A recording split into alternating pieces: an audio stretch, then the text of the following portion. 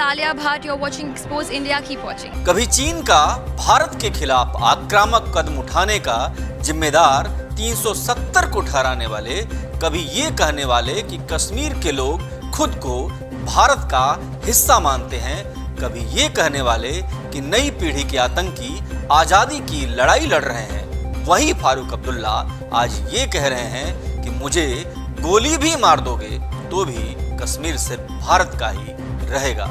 अचानक ऐसा क्या हुआ कि फारूक अब्दुल्ला के सुर बदल गए? ऐसा क्या हुआ कि आतंकियों को भटके हुआ युवा बताने वाले अब्दुल्ला उन्हें शैतान बता रहे हैं? सवाल ये भी है कि क्या फारूक अब्दुल्ला का पाकिस्तान से मुंह भंग हो गया है, या फिर केंद्र की मोदी सरकार के दबाव में फारूक वो सब बोल रहे हैं जो आतंकियों के पक्ष में नहीं है। नमस्कार, एक्सपोज इंडिया देख रहे हैं आप और मैं हूं आपके साथ देवनाथ। जी हां, हम उसी फारूक अब्दुल्ला की बात कर रहे हैं जिसने कहा कि मुझे मार भी दिया तो कश्मीर भारत का हिस्सा रहेगा, कश्मीर कभी पाकिस्तान का हिस्सा नहीं बनेगा, क्योंकि हम भारत का हिस्सा हैं और रहेंगे, भले ही मुझे गोली मार दी जाए। ये बयान फारूक अब्दुल्ला ने हाल ही में आतंकियों की गोली से मारी गई प्रिंसिपल सपिंदर कौर के अंतिम अरदास के कार्यक्रम में दिया और कहा कि छोटे छोटे बच्चों को शिक्षित करने वाली एक शिक्षिका की हत्या करना इस्लाम में खिदमत नहीं है। इस दौरान फारूक अब्दुल्ला का एक दूसरा ही चेहरा सामने आया है, जिसे देखकर लोग हैरत में हैं कि अब्दुल्ला सच में बदल गए हैं या उनके बयान में कोई चाल है। नेशनल कॉन्फ्रेंस के पूर्व अध्यक्ष फारूक अब्दुल्ला कश्मीर के ऐसे लीडर हैं जो बीजेपी से लेकर कांग्रेस तक के साथ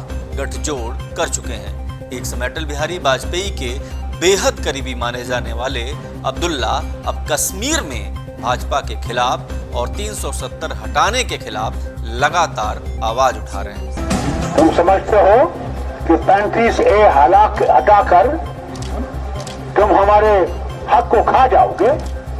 वजीर आजम, आज जब तुम इलेक्शन में रैली करते हो, वहां तो कभी मोहब्बत की बात करो इस रियासत के लिए। हाँ, हम अक्सरियत मुसलमानों की है, तो कोई शक नहीं, तुम इसको बदला नहीं सकोगे। करो तुम कोशिश। ये क्या उसको मिटाना चाहते हैं? समझते हैं कि बाहर से लाएंगे, बसाएंगे, हमारा नंबर कम कर देंगे, हम क्या सोते रहेंगे?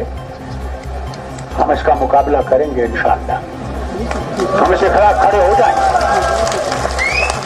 370 को कहते हो खत्म करो, अरे करोगे तो फिर इलाहाब किधर रहेगा? अल्लाह की कसम कहता हूँ, मेरे ख्याल से अल्लाह को यही मंजूर होगा हम इससे आजाद हो जाए। उनका पाकिस्तान प्रेम अक्सर दिखाई देता है, लेकिन इस बार ऐसा लगता है कि उन्हें आत्मज्ञान हो गया है और वे हिंदुस्तान के अभिन्न अंग कश्मीर से पाकिस्तान को कड़ा संदेश देना चाहते हैं। आतंकियों के खिलाफ सेना का बड़ा ऑपरेशन और घाटी में आतंकियों के टूटते हौसले के बीच फारूक अब्दुल्ला का ये बयान बेहद महत्वपूर्ण है। जाहिर है पाकिस्तान के प्रधानमंत्री इमरान खान और सेना प्रमुख जनरल बाजवा फारूक अब्दुल्ला के इस बयान के बाद बेहद बेचैन हो गए होंगे। आर्थिक बदहाली से जूझ रहे पाकिस्तान को फारूक अब्दुल्ला का ये बयान जोर का झटका धीरे से लगने जैसा है। यही वजह है कि पाकिस्तान आतंकियों के जरिए भारत में नई साजिश लगातार रच रहा है, लेकिन मोदी सरकार के नेतृत्व में आतंकियों पर लगातार चोट जारी है। प्रिंसिपल सुपिंदर कौर के अंतिम अरदास में फारूक अब्दुल्ला ने कश्मीर के लोगों से साहसी बनकर एक साथ आतंकवाद के खिलाफ लड़ने की अपील की है और आक्रामक अंदाज में आतंकियों को जानवर बताते हुए यहाँ तक कहा कि इन जानवरों से हमें लड़ना होगा और ये याद दिलाना होगा कि कश्मीर कभी पाकिस्तान नहीं बनेगा। हम भारत का हिस्सा हैं और भारत का हिस्सा रहेंगे, चाहे जो हो जाए। यहाँ पाकिस्तान कभी नहीं बनेगा, भारत के हिस्सा हैं और भारत का हिस्सा रहेंगे, कुछ भी हो जाए। तुमने मुझे भी गोली मार दी, मैं तब्दील नहीं कर सकता। और हमने हौसला रखना है, आप नहीं देंगे, हम सब ने करना है और हिम्मत से करना है, डर के नहीं। जब सब बाहर बैठे एक कौम जो यहाँ रही वो आप नहीं कुछ भी हो गया और खैर है कि नहीं, ये हमारा घर है, हमें यहाँ रहना और यहाँ नहीं करना, हमने इस जमीन में जाना है। एक उस्ताद जो हमारे बच्चों को पढ़ाती है, उन्हें वक्त सख्त दिखाती है कि आगे कैसे चलना है, उसे जानने और फिर कहीं समझे कि वो इस्लाम की खिदमत कर रहा है और किसी की वो शैतान की खिदमत जरूर कर रहा है। अब्दुल्ला कई बार कश्मीर पर विवादित बयान दे चुके हैं और कई बार विवादों के कारण चर्चाओं में भी रहे हैं। यहाँ तक कि ट्रोल तक भी हुए और लोगों ने कई बार उनको खरी खरी भी सुनाई है। हालांकि अब्दुल्ला ने इस कार्यक्रम में 90 के उस दशक को भी याद किया जब कई लोग डर के कारण घाटी छोड़कर चले गए थे, लेकिन उन्होंने कहा कि उस समय भी सिख समुदाय यहाँ से नहीं गया था और उनके इसी मनोबल को हमें ऊंचा रखना होगा और साहसी बनना होगा।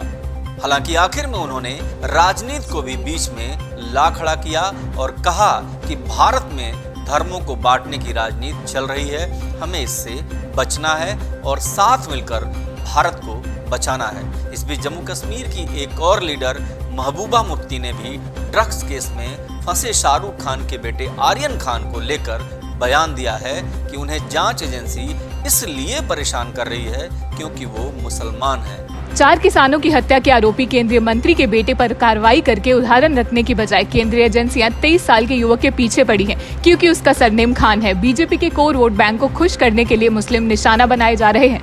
एक और जहां फारूक अब्दुल्ला आतंकियों के खिलाफ बयानबाजी कर रहे हैं, वहीं दूसरी ओर महबूबा मुफ्ती अब भी आतंकियों के साथ खड़ी दिखाई दे रही हैं। ऐसे में क्या ये मान लिया जाए कि दोनों नेताओं के आतंकियों को लेकर गंभीर मतभेद हैं और क्या सच में महबूबा अब फारूक अब्दुल्ला के बयान के विरोध में है? जम्मू कश्मीर में एनआईए लगातार छापेमारी कर रही है। घाटी में हवाला से लेकर आतंकियों से गठजोड़ की सरकार कड़ी जांच करा रही है। ऐसे में आतंकियों को पनाह देने वालों की चिंताएं काफी बढ़ गई हैं। सवाल ये भी है कि क्या केंद्र के कठोर रुख के चलते जम्मू कश्मीर के नेताओं के सुर बदल गए हैं और यह भी कि क्या आतंकियों के खिलाफ सरकार लड़ाई जल्द से जल्द खत्म कर देना चाहती है?